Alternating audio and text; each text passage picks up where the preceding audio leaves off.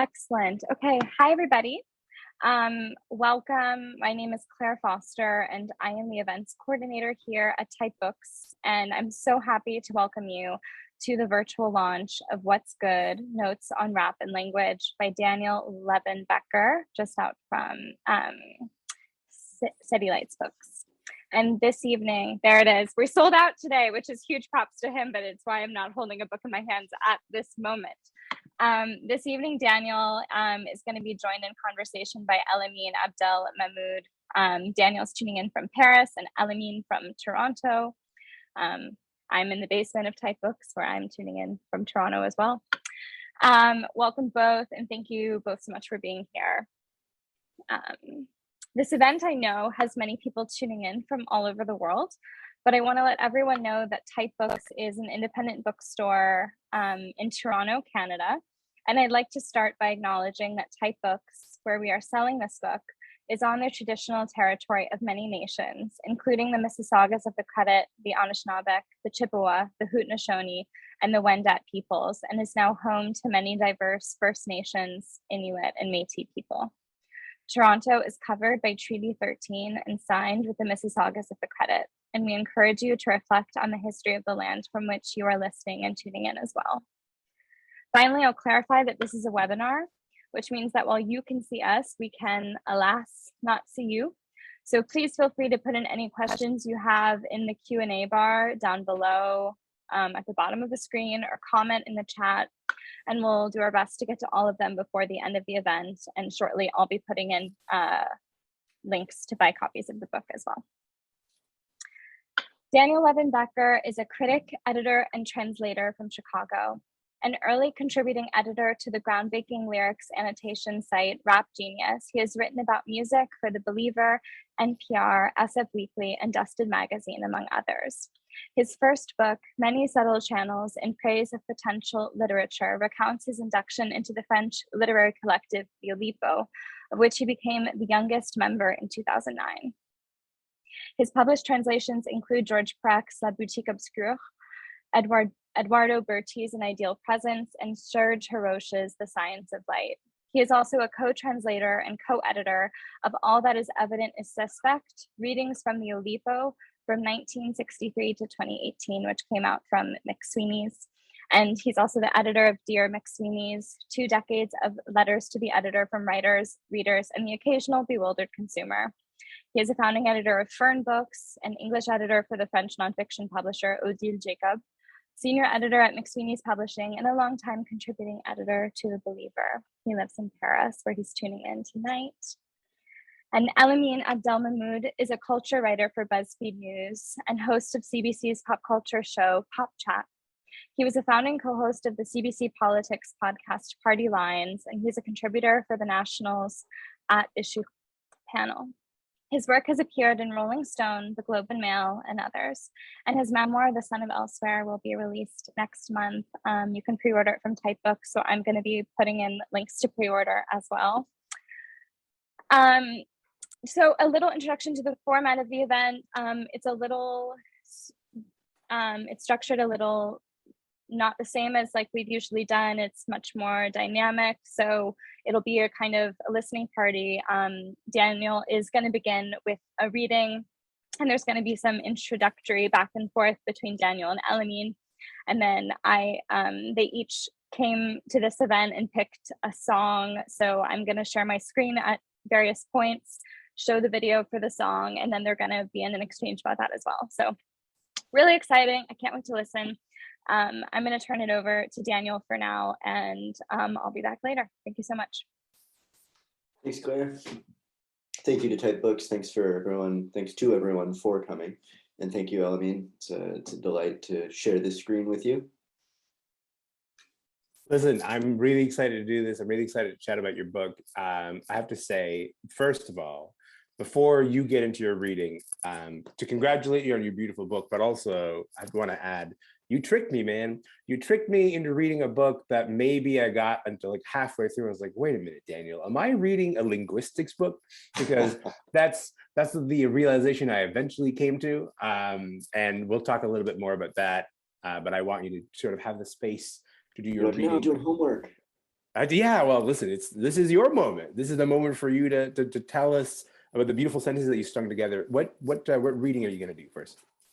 So I'm going to read most of the chapter from midway through the book. It's called Ancestor Worship, and it's about so each chapter in the book there are 50 chapters, and each one is about a lyric from a rap song, and some of them are sort of close readings of those lyrics. Some of them use as an epigraph to a discussion of something. But Jurassic 5, who is the subject of this, was really the first hip hop group that I spent a lot of time with as a high school student. And I won't read this part, but the chapter begins talking about a song of theirs called Concrete Schoolyard, and a part of that song that's borrowed from a song by Rakim. It's hard to think of a better symbolic distillation, schoolyard, of the supremely approachable blend of street smarts and come-as-you-are edification implied by Jurassic 5. Facts I first listened to at length slung Ancestor Worship as a matter of course, but none did it quite so openly and infectiously. Their 6 members, yes, made no secret of being didactic, of the degree to which scholarship and language arts were core values of their operation. More than one of their music videos features the group riding around in a repurposed ice cream truck, handing out 45 RPM records to kids. In the one for Quality Control, whose lyrics I committed to memory without ever consciously meaning to, Akil raps a whole verse in front of a city library, the camera cutting at one point to a poster that says, "You are about to enter a learning zone." What made Jurassic 5 so welcoming, such a positive early point of contact with hip-hop culture for me and a lot of other white rap fans I know, outnumber attendees of color at their concerts, even more than we usually do, isn't only that their music is impeccably deft and clever and imaginative, but also that their learning zone presents virtually no barriers to entry, no forbidding amorality or gore. They'd swear from time to time, but that was about the edgiest it got. Their songs sound like dispatches from a brighter world, one in which hip-hop has always been rootsy and communitarian and free of any violence that can't be diffused by framing it as another kind of language art. In retrospect, I used to have an awful lot of patience both rhetorically and narratively for pat concepts like verbal warfare, and that's basically all you need to know about why I listened to Atmosphere before I listened to Ice Cube. This is a callback to something I discussed in a chapter shortly before this. Concrete is a synecdoche for the streets, but streets aren't necessarily bad if the people there show respect for one another in the community, as they used to, is the implication. The group's name nods to this too, a fourth wall break and a throwback to rap's primeval crews who had names like the Furious Five and the Fearless Four, also 6 members, 3.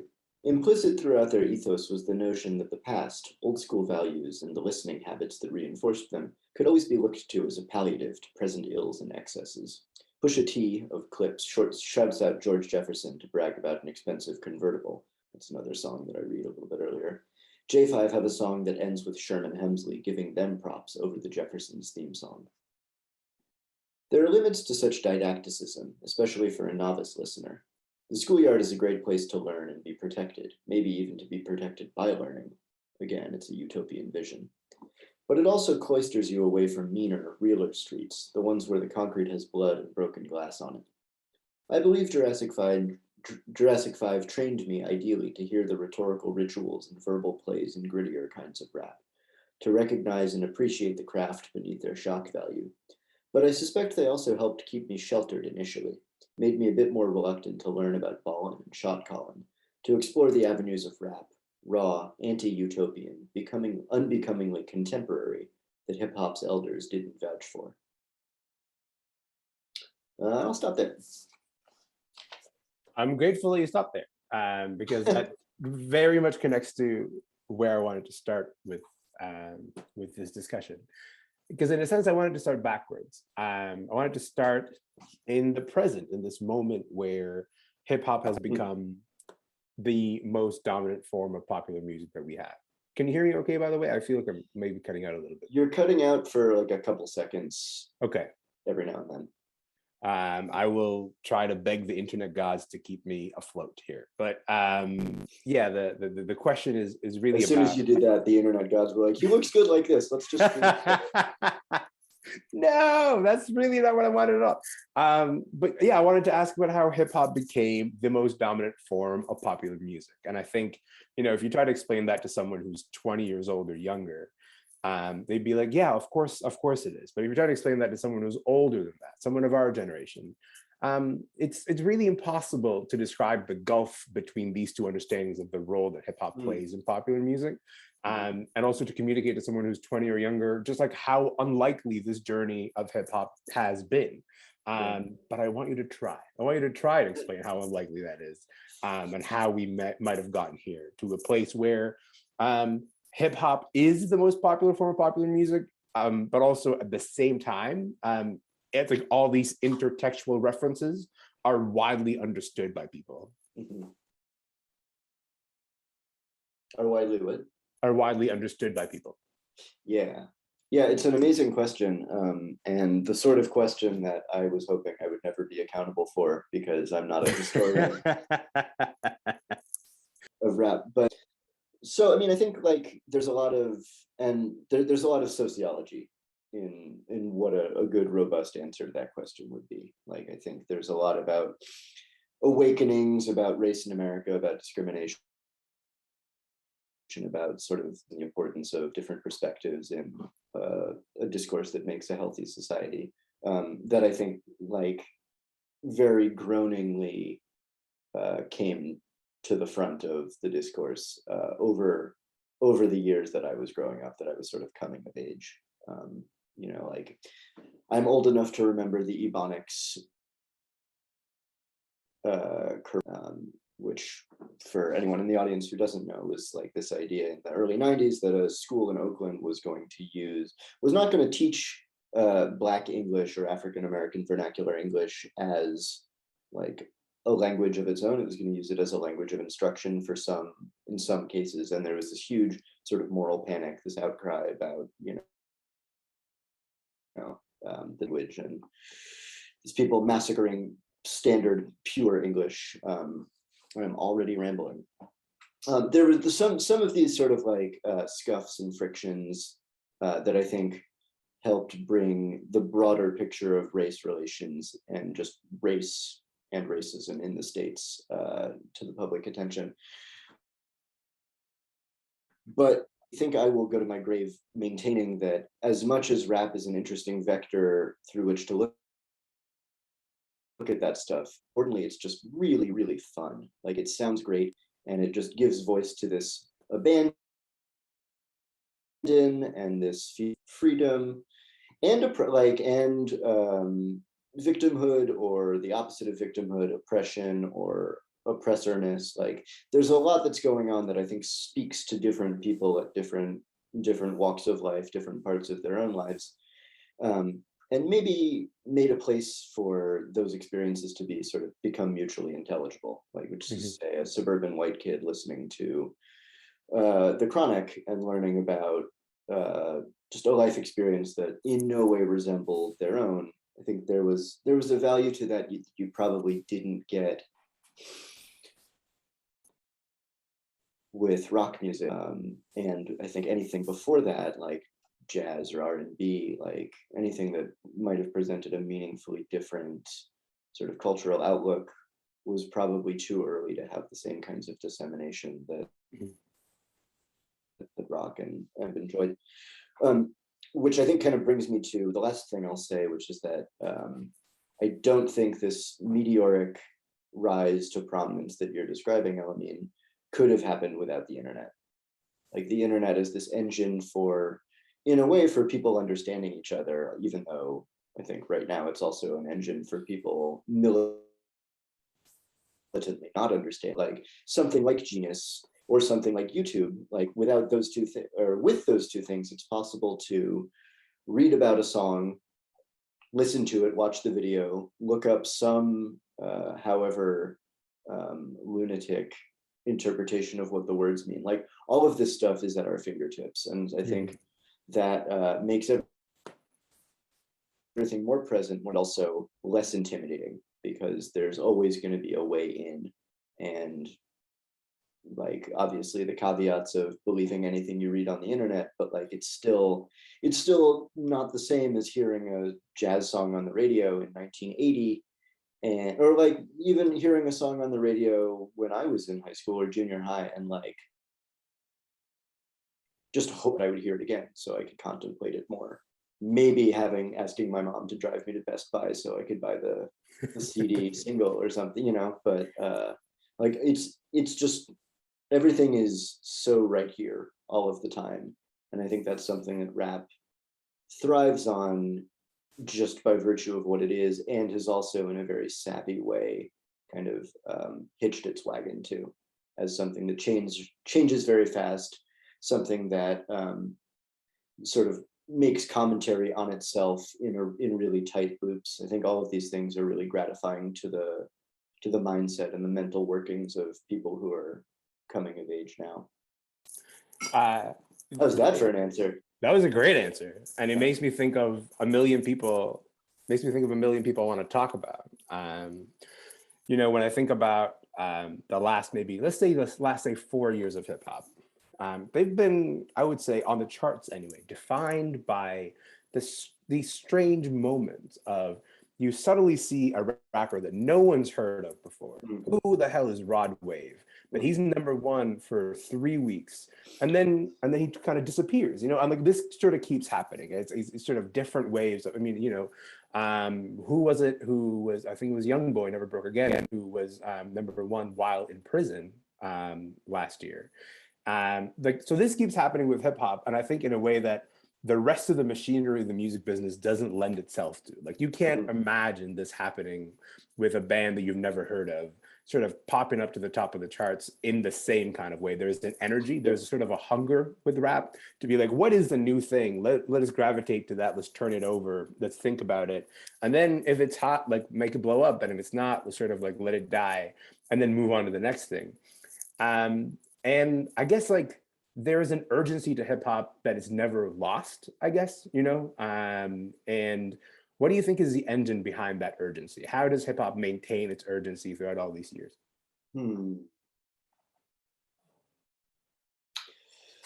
Another good question that is of the sort that I hoped never to have to answer.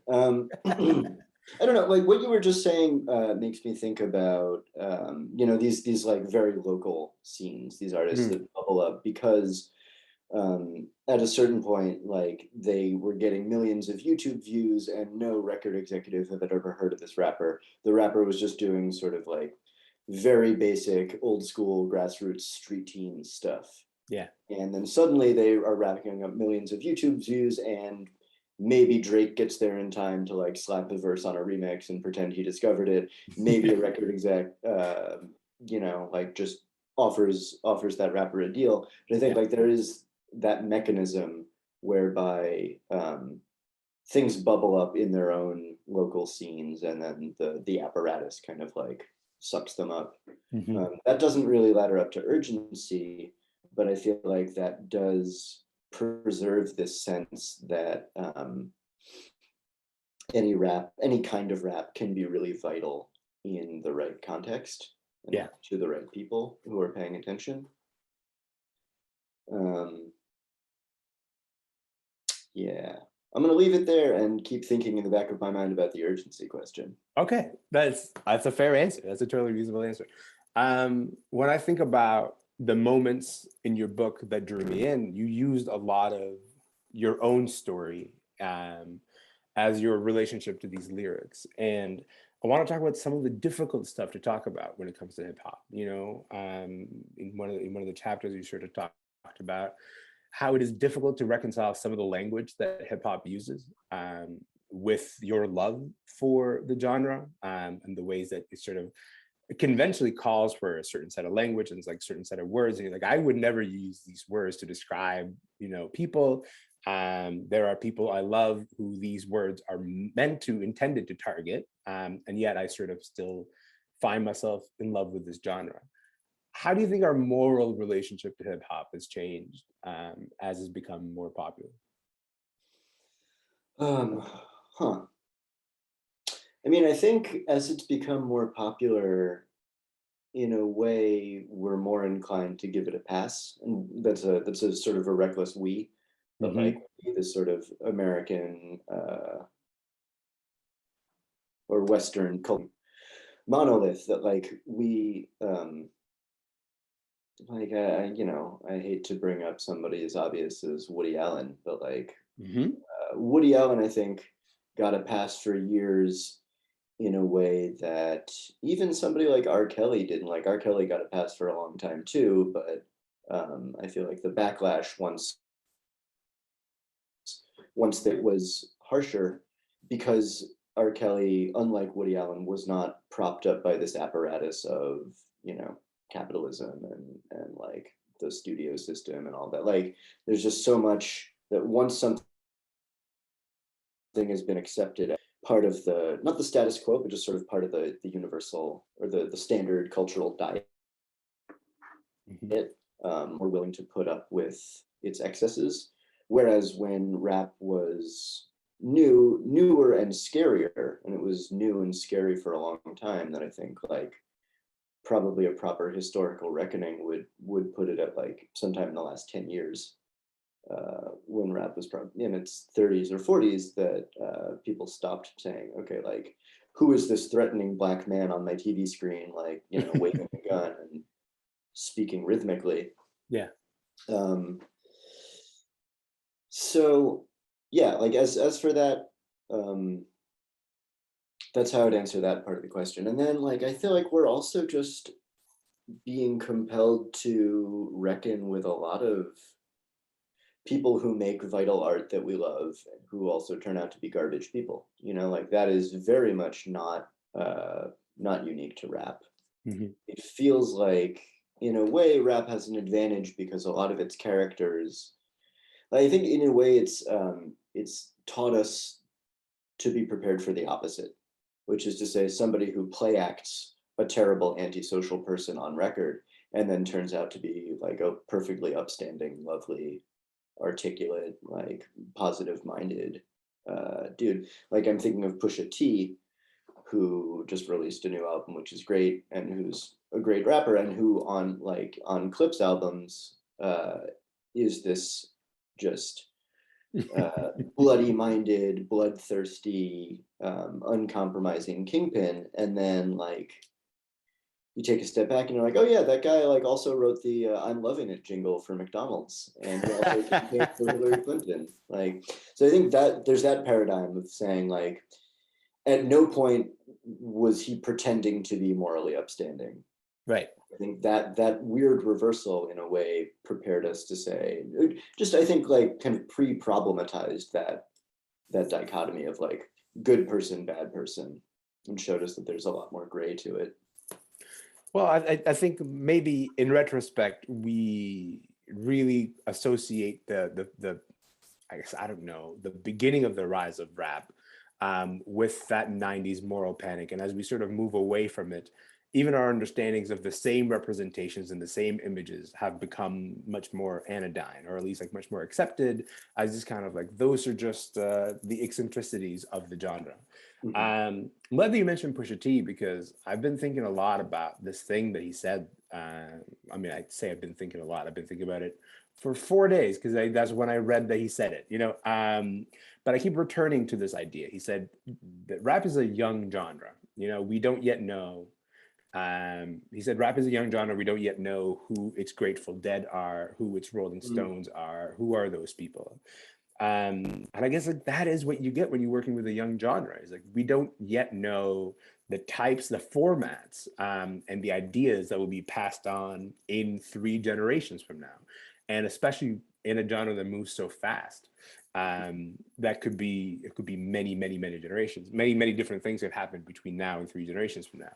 And so when you think about that, when you think about like rap's age and the fact that we don't yet know who's on like the Rushmore of this genre, Mhm. um, can you imagine? Can you imagine casting forward to what might be some of the turning points of rap in this last decade? I'm sorry, can you say that last part again? If you try to like cast forward a little bit, Can you imagine what might be the turning points of rap in this last decade or so? Well, so maybe like the thing that comes to mind in the last decade or so most immediately is this shift toward what I've heard called post-language rappers. And I'm thinking of like Young Thug and sort of his disciples who are more interested in sonority and sort of the texture of their voice and of doing things with language that don't really count as wordplay. Sort of like extremely evocative, super interesting, fascinatingly textured, but not wordplay in the sense that I've spent most of this book talking about. I think that's been kind of an interesting paradigm shift, which I'll yoke to a bigger point, to go back to your question about the youngness of the genre, and also your first question about like how did it occur? That like rap is, maybe because it's young, maybe because it's agile, maybe because it's just a set of sort of mechanics that lend themselves so well to the age of like digital reproduction and information being so widely accessible. Like rap really finds its way into everything. Like hip hop, I feel like any top 40 pop album without a little bit of a hip hop flavor somewhere is probably pretty rare. Whether it's sort of breakbeat style drums, I feel like you hear trap, like the trap hi-hat in more pop songs now. There's a like a post-punk band called Cold Showers that I like a lot, and I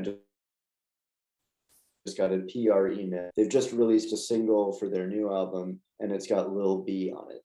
And I was like,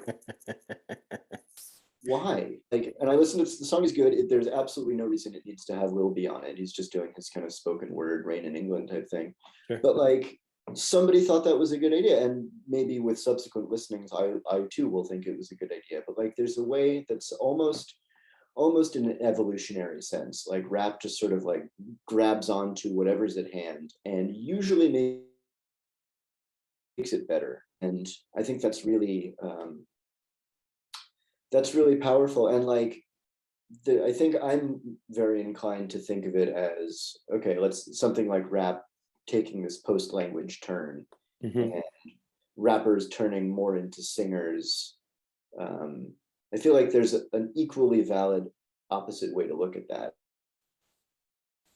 and say like these young artists who would in the past have been in an R&B lane or would have been in a post-punk lane, whatever, are now sort of welcoming rap into their own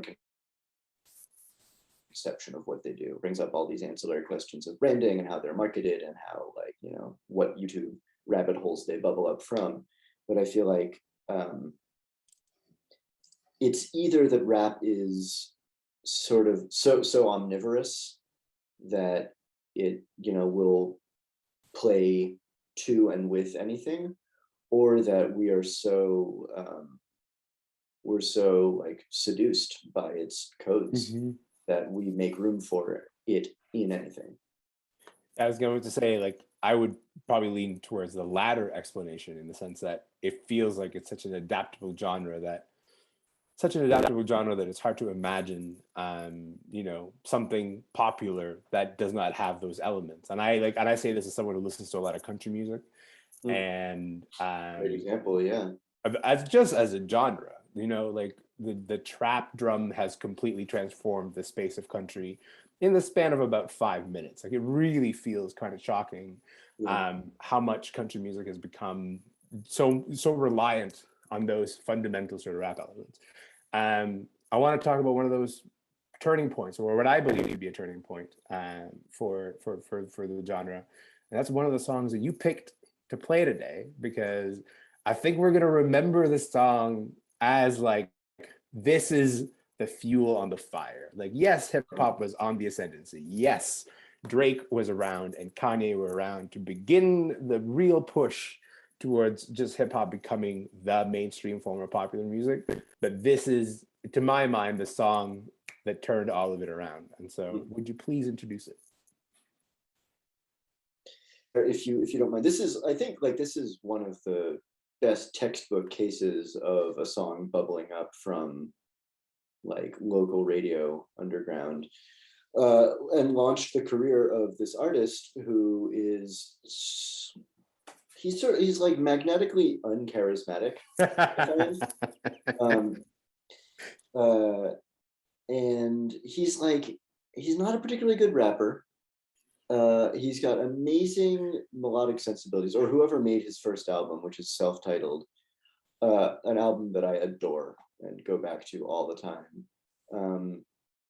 To this day, like, I'm still not entirely sure what happened and like how we have this figure, like what we did to deserve this person.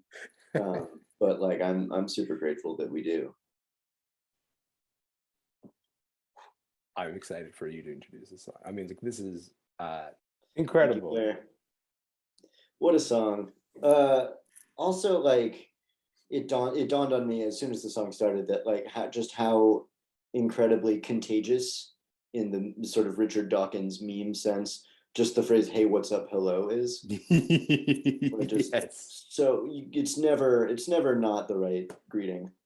Yeah, I think, like, listen, if you are a radio programmer and you receive that song, like, good luck not playing it every half an hour, every 20 minutes even. Like, it makes sense that that song was the biggest song on the planet for a stretch of time. It also makes sense to me that we sort of pay tribute to it as the moment that maybe would have poured some fuel on the fire of, like, listen, can you imagine, people listening to this? It comes on the radio so frequently. And they're like, what is this man saying? And then they go, it doesn't matter because he sounds so good. But then, we're also being met by the rise of, at the time, rap genius, now just genius. These tools that are, become at your disposal for decoding hip hop and understanding what it means for your own context, even though you will never need to worry about Fetty Wap probably running into your house and doing your person. And so hopefully, I worry about it every day. Hopefully, it's not a concern that that people carry around with them. So, can you talk a little bit about like the social context that song landed during?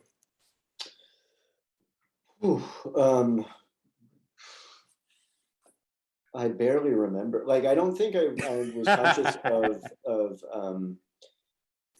like, I remember that song dropping and being popular or being, massive, and being like, yeah, okay, it's a pretty good song. But not, and then like maybe a few months later listening to the whole album and being like, okay, this is also pretty good. And then listening to it again, being like, this is amazing. I'm going to listen to only this. For the next 8 months. But like, I wasn't really conscious, I don't think, of it having a particular connection to the zeitgeist. Part of which is that like, I haven't been much of a radio listener for a long time. So I can be like, I tend to be apprised of what's really hot, what's, blowing up the charts by reading about it rather than sort of experiencing it firsthand. Right. What's your recollection of the world that song came into?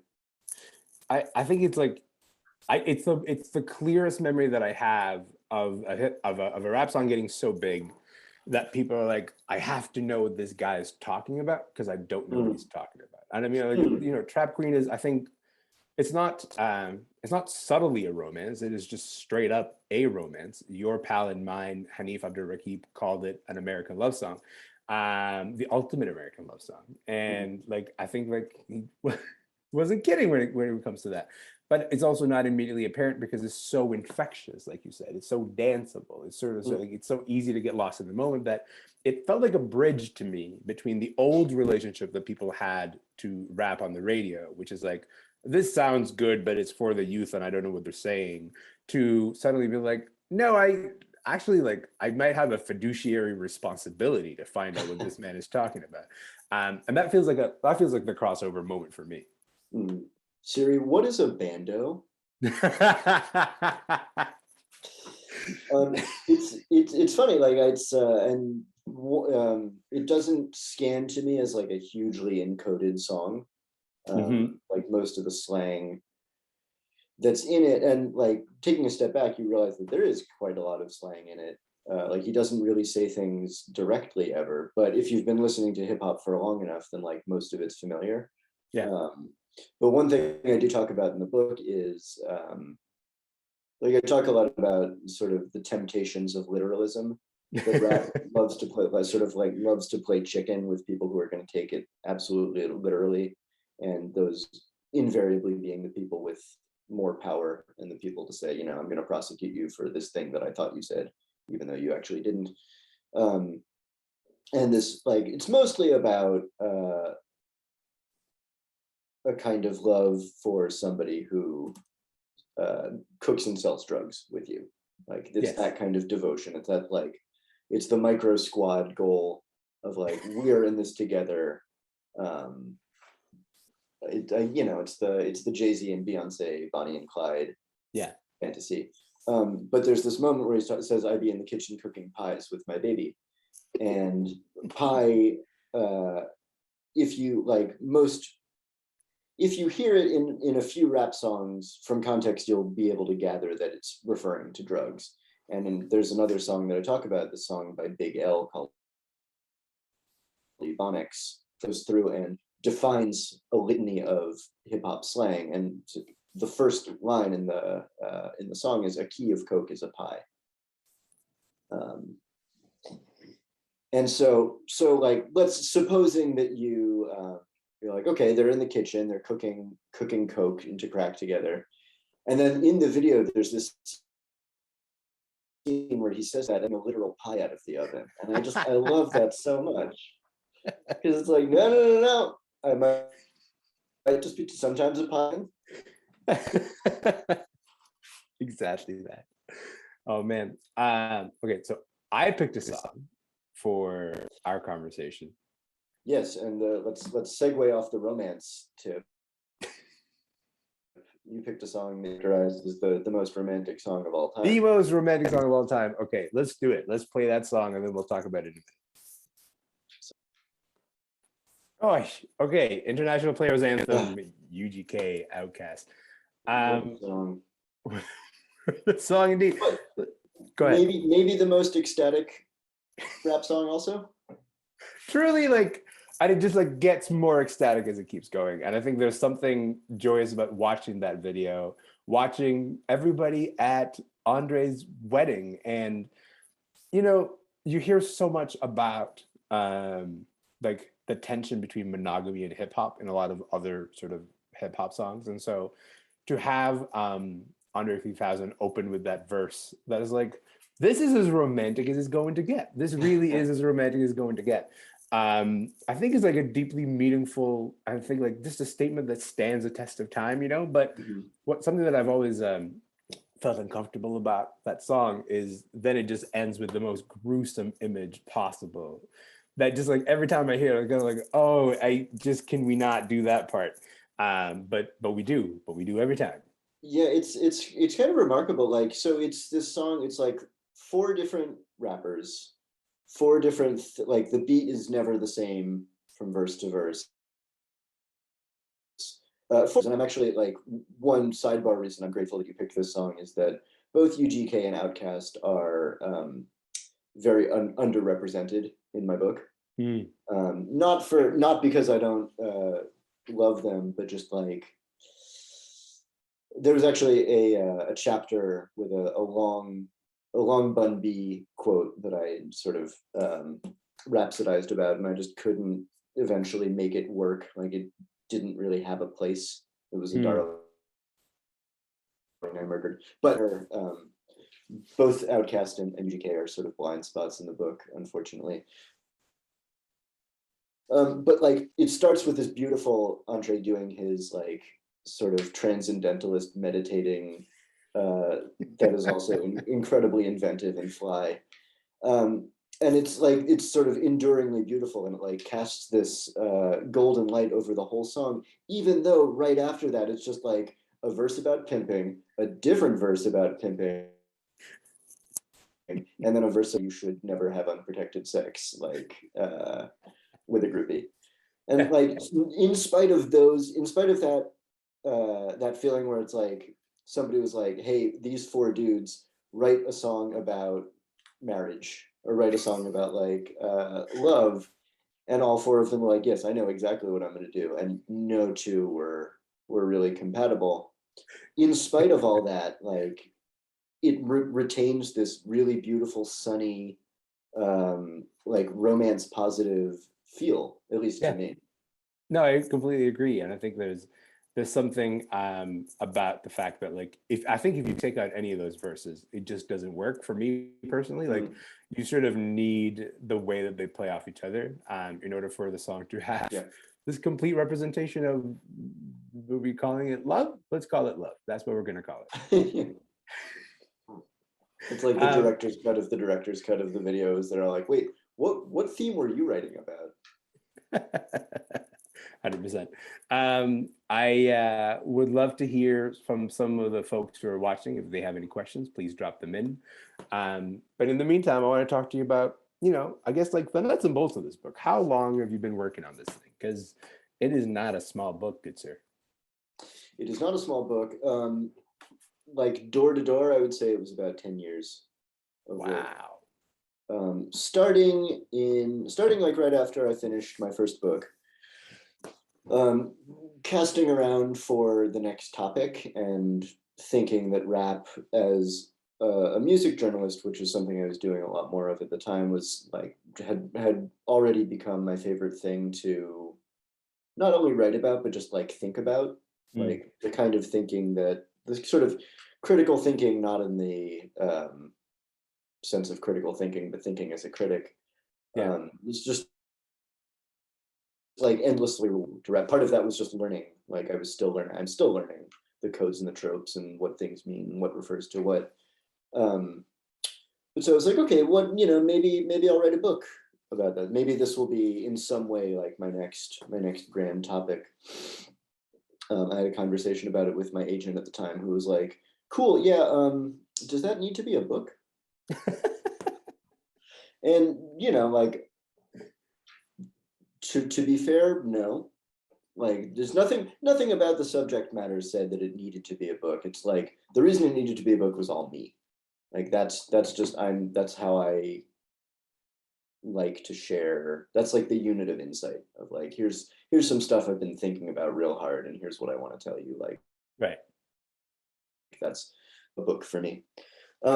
So then a few years of, like, I like to say research, and like the entire time felt like I was getting away with something because I was just listening to rap and watching rap videos and occasionally reading books about rap. And I was like, no, this is work. I am being productive. And then 2015, I started to like get serious about like shaping it into a book. Worked on that for proposing it to different publishers, wrote a sample chapter, and that took a pretty long time to get anywhere. And then first full draft of the book I wrote in 2018, or like I finished in 2018, and then it went through a handful of revisions. This is more detail than anyone needs. But like, been thinking about for a really long time, and kind of socializing a lot of the ideas, talking about them, not because I wanted to air out these ideas, but like just these are the things that I am always eager to have a conversation about when I'm with somebody and we're listening to rap. It's like, hey, have you noticed that Biggie likes to make threats, but he actually brackets out what he's going to actually do, and he just he zooms immediately to like the aftermath. That's just those observations really spent a long time coalescing into the form that it has taken. I have to ask about, I guess, like, again, with the nuts and bolts of this, like when you're trying to assemble a sample chapter, do you remember what sample chapter you wrote for this one? And the reason I'm asking is because if I'm a publisher, I'm like, yeah, I definitely want a book about rap, but also rap moves so fast, as you sort of alluded to in the intro to the book, that it's like, how do you get a chance to sort of sell this book on like, here's something that means something to me, and it's going to also endure long enough that when this book comes out in 2022, it will also still kind of hit. How do you approach that?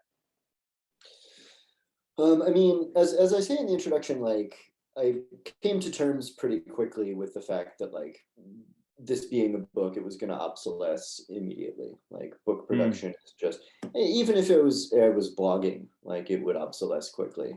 But book production is so slow, especially in the US, that there was no way.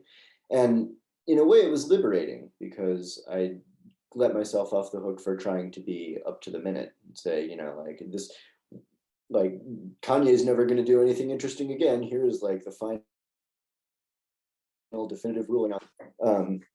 It's much more like when you subtract for all the things that are going to change over time, like when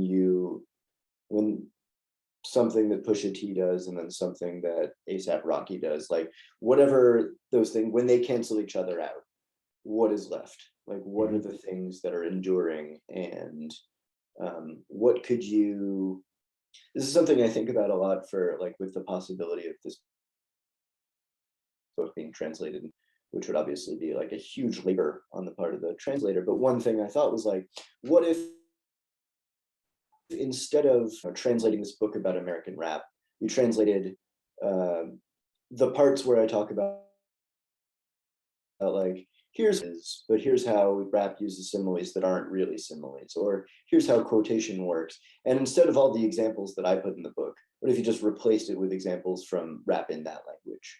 Like what would a version of What's Good that is all about French rap or German rap, or what would that look like? Like I would not be the person who's best equipped to tell, but I think that would be a super rich and interesting exercise. I can't believe you want to translate a linguistics book. That's a real challenge. Yeah.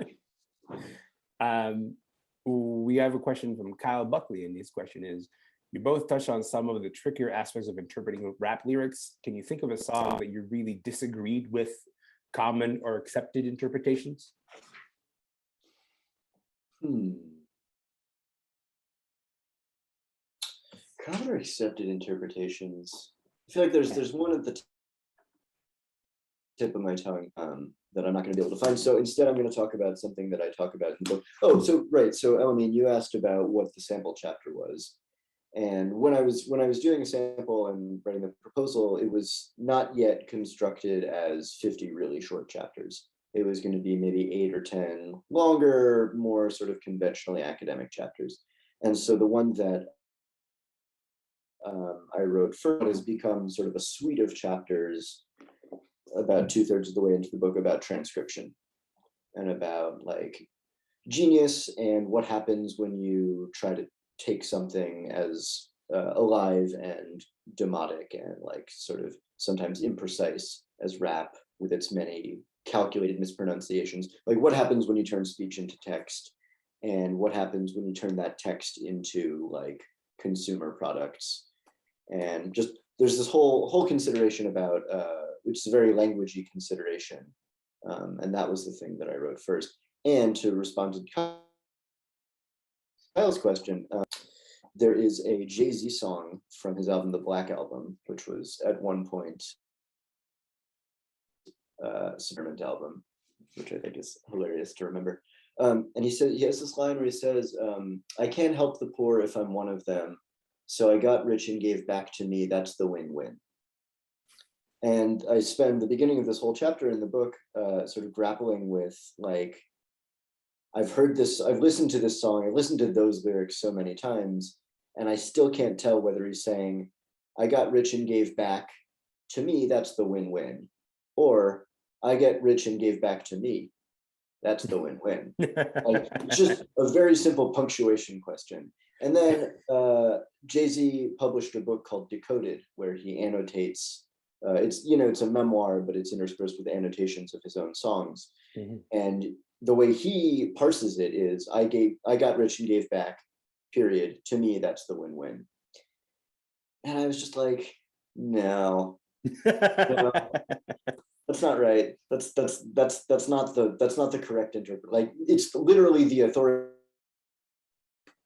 interpretation, but I just don't. I don't agree. Like I don't think that's the most interesting way you can make sense of what you said.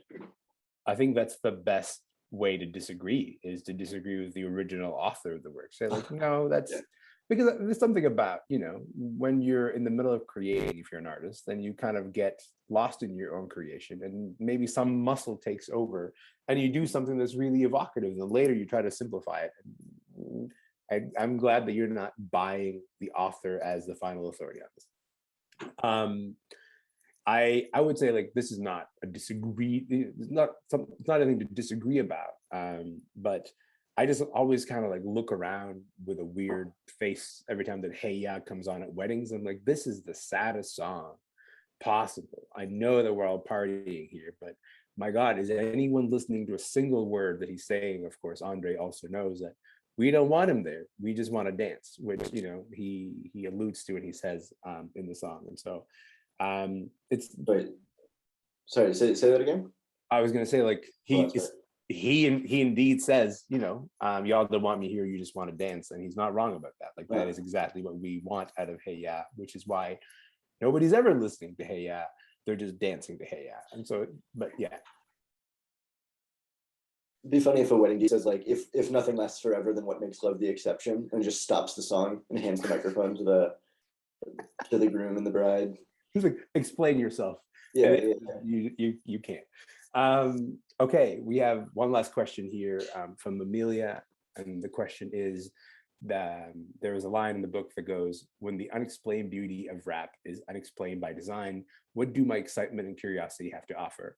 This line obviously speaks to the trickster themes in rap and decoding, but it also makes me think of Black joy as a major force that fuels the beauty of hip hop and who can behold that.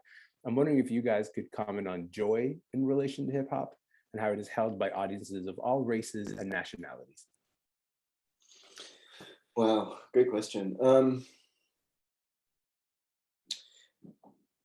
I don't know. I don't have a good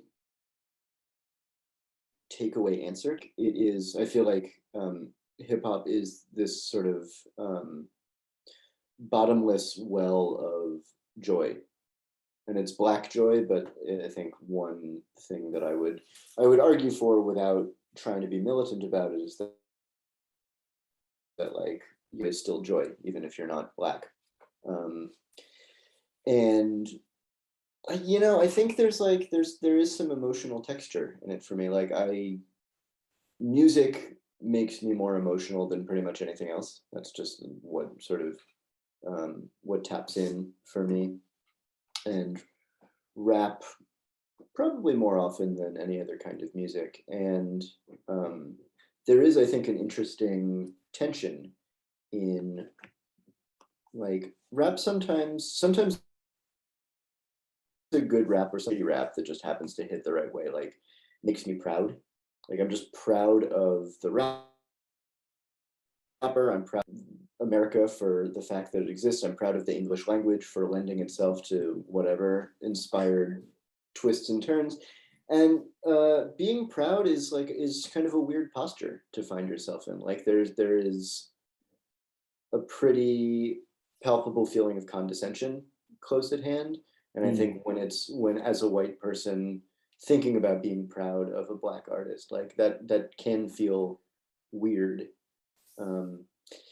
And I don't really like, and I think that that itself has an emotional valence that probably makes the whole thing more intense. But I don't know, like, I don't have a conclusion to that thought. You know, I don't have, and therefore that's why, whatever. It's just like, that is a reality for me, and I think it's a thing that I certainly didn't try to for in this book. I just sort of tried to give voice to the lack of resolution that I have, and my determination to continue experiencing that joy, you know, until somebody tells me to stop. I don't think anybody's going to tell you to stop. I don't think we're going to run into this problem anytime soon.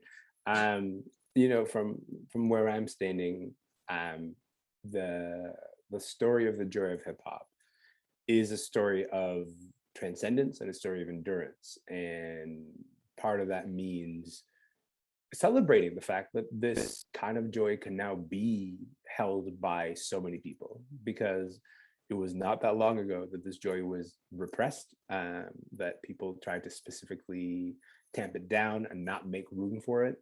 And the fact that it kind of kept enduring and then eventually succeeding and then dominating the world.